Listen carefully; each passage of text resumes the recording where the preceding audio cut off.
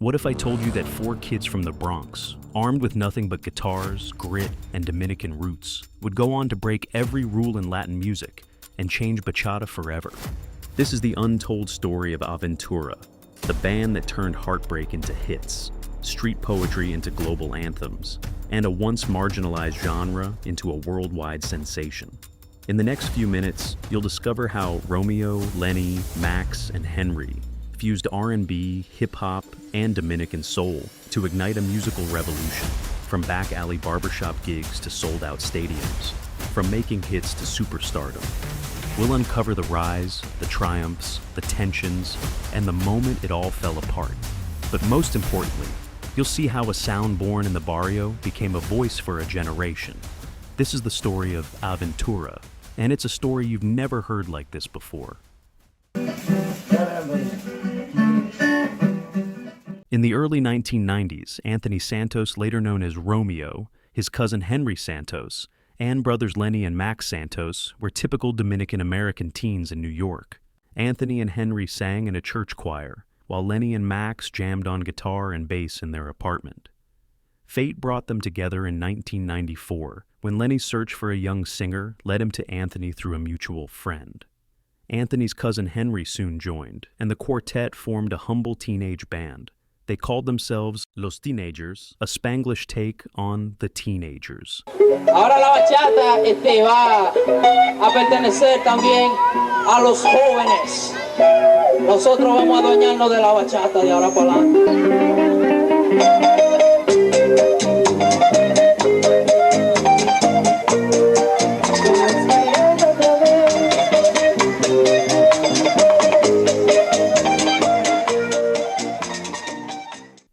They performed for neighbors, at local bodegas, and on Bronx street corners, anywhere people would listen.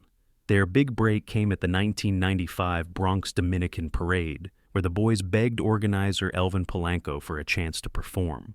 Polanco gave the teens a shot, and he was impressed with their passion and tight harmonies. Sensing potential, he became their manager and scraped together funds to record their first album. In 1996, Los Teenagers released Trampa de Amor under an indie label. It was a labor of love, featuring early versions of songs like Cuando Volverás, but the debut flopped spectacularly. Legend says it sold only 5 copies. For the boys, it was a discouraging start, but not the end of their Aventura.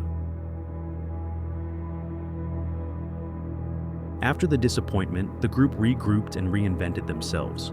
With a new manager, Julio Cesar Garcia, they embraced a fresh image inspired by popular American boy bands. They even adopted a new name, Aventura, the Spanish word for adventure, a nod to their daring musical journey. In 1999, armed with a record deal from Premium Latin Music, Aventura released their official debut album, Generation Next. They polished some of their old songs. A revamped Cuando Volverás became the lead single, and unveiled a radical new take on bachata, the guitar-driven romantic music born in the Dominican Republic. Aventura's bachata was like nothing the genre had heard before. Traditional bachata of the 90s was crooned by older Dominican troubadours, but these Bronx kids spiced it up with the flavor of urban America.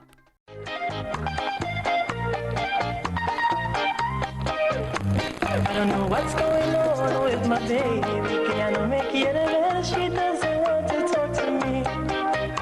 She left in early morning without reasons, sin dejarme una cartita or a clue where she might be at. I don't think that I deserve what you have done. I don't sleep and I don't eat, esperando for your love. ¿Cuándo volverás? When will you come back? Ay, dime mami, ¿a dónde tú estarás? When will you come back? ¿Cuándo volverás? Dime morena, ¿y a dónde andarás? Tell me why me haces esto, mujer? If I always love you, ven y vuelve otra vez. Lenny Santos' lead guitar introduced effects like wah-wah pedals and distortion, layering rock and R&B riffs onto bachata's Afro-Latin groove. Max Santos' bass lines brought funky slaps and slides, even rap verses into the mix. The group sang mostly in Spanish, but weren't afraid to code switch. They were among the first bachata acts ever to sing in Spanglish. blending English hooks with Spanish verses. Their lyrics move beyond bachata's classic heartbreak themes. Aventura wrote about everything from young love to social issues, aiming to connect with a new generation. At first, this urban bachata experiment met resistance. Aventura's 1999 album slowly built a fan base in the Dominican Republic and Latino communities on the U.S. East Coast. But conservative radio programmers and bachata purists were skeptical. Many critics sneered at the inclusion of English words and hip-hop style in bachata's sacred domain. Yet, as Romeo Santos later reflected, the group's uniqueness would become their strength. Their gamble was slowly paying off. They were innovating a genre while staying true to their Dominican soul. Números 1 indiscutidos, están sonando a full en todas las radios de todo Estados Unidos. Simplemente con ustedes, Aventura.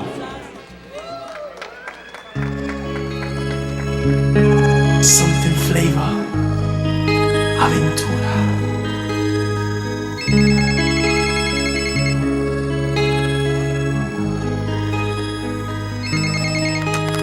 Hello? Solo escucha. Son las 5 de la mañana y yo no he dormido nada, pensando en tu belleza y loco voy a parar. These opening lyrics, dripping with heartache and passion, would change the lives of the four boys from the Bronx. By 2002, Aventura was poised for a breakthrough. They titled their sophomore album, We Broke the Rules, and break the rules they did. Before the album even dropped, 4 of its tracks leaked to the public, among them Obsession, featuring female vocalist Judy Santos. Instead of ruining the album launch, the leak created a buzz. When Obsession officially released, it became a lightning bolt in Latin music. The song was an instant hit, first climbing US Latin tropical charts, and then astonishingly crossing over to Europe.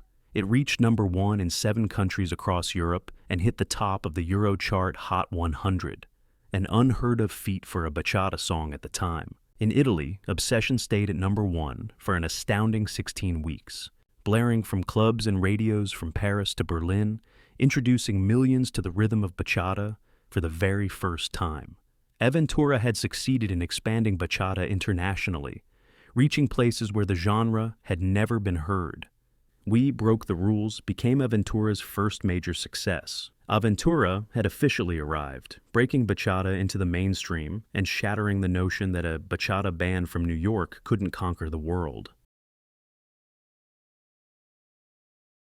After Obsession, Aventura proved they were no one-hit wonder.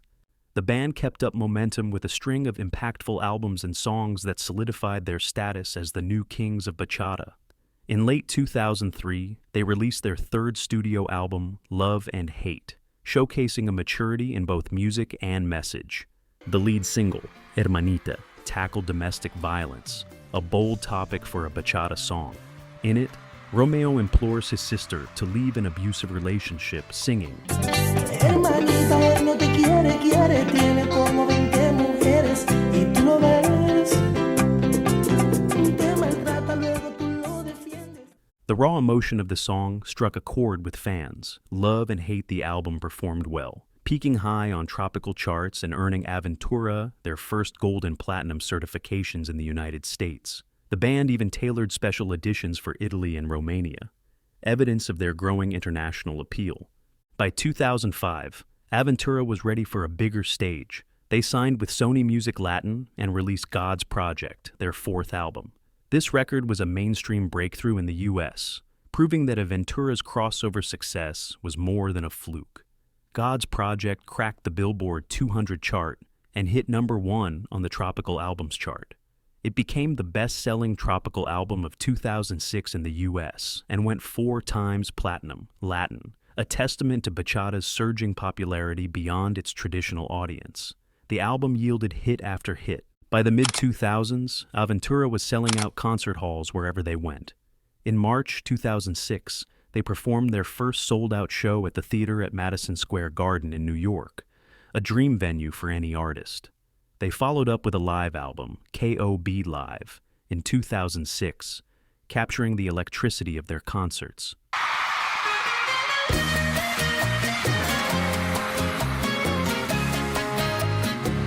amor. Escucha las palabras de Romeo.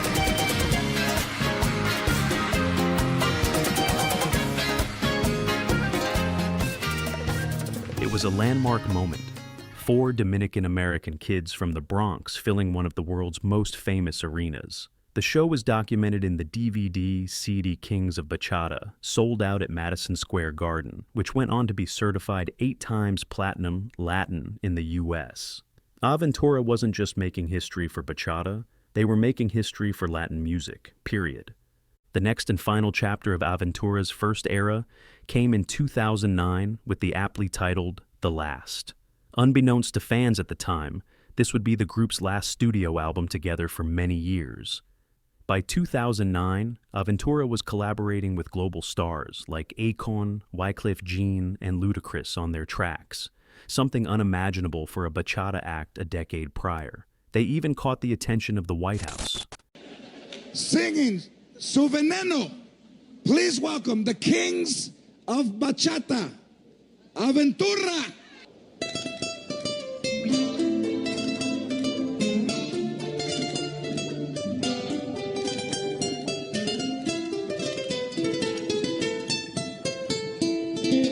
En el proceso de dejarla, de mi vida arrancarla, vuelve a pedir perdón.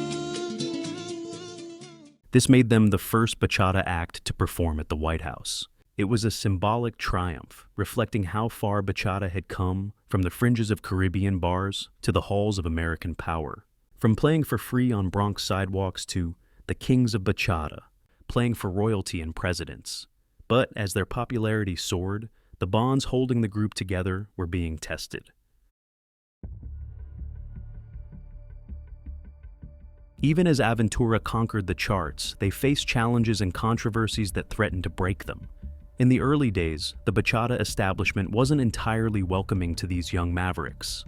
But the group's unorthodox approach also built them a fiercely loyal young fan base of Latinos who saw themselves in Aventura, bicultural, bold, and ready to break norms. The very elements criticized by purists, the R&B runs, Spanglish lyrics, and Romeo's silky falsetto, were exactly what made Aventura stand out and resonate with a new generation. The more significant struggles, however, arose from within the group. After more than 15 years of relentless success together, tensions simmered below the surface. Romeo Santos, as the lead singer and principal songwriter of most of Aventura's hits, naturally got the most public attention. He was even dubbed King of Bachata by the media. Over time, this imbalance led to frictions. In 2011, at the height of their fame, Aventura announced they would split up. The news stunned fans and dominated Latin entertainment headlines. Soon, a very public melodrama unfolded in Spanish-language media. Querer brillar. Yo pienso que lo único que quiero hacer con querer hacer algo como solista es aportar mi granito de arena a lo que la bachata necesita hoy en día. ¿Puedo decir algo? Escúchame que te interrumpa. Y yo tenía una pequeña molestia con mi primo Henry porque como se sabe que no es un secreto, todo el mundo sale y dice, Romeo quiere destruir el grupo, Romeo se quiere ir, Romeo. Yo me decía, pero Henry, dile a la gente que no soy yo, porque ellos saben. Entonces soy yo. After 17 years together, Santos announced he was going solo, and the others agreed it was time for a break. Fans were heartbroken, mourning the end of an era. The timing felt abrupt, especially since their last album was literally titled The Last. But Romeo and his bandmates assured everyone this was not a permanent goodbye. Aventura was on pause, they said, not officially disbanded. The door was open for a future reunion. Still, as of 2011, the members went their separate ways, marking the end of Aventura's classic run. The story of Aventura is, at its heart, a story of dreams and identity. 4 kids from the Bronx took an old-fashioned sound and injected it with their reality. If you enjoyed this video, make sure to subscribe to the channel and leave a comment below for what you would like to learn next.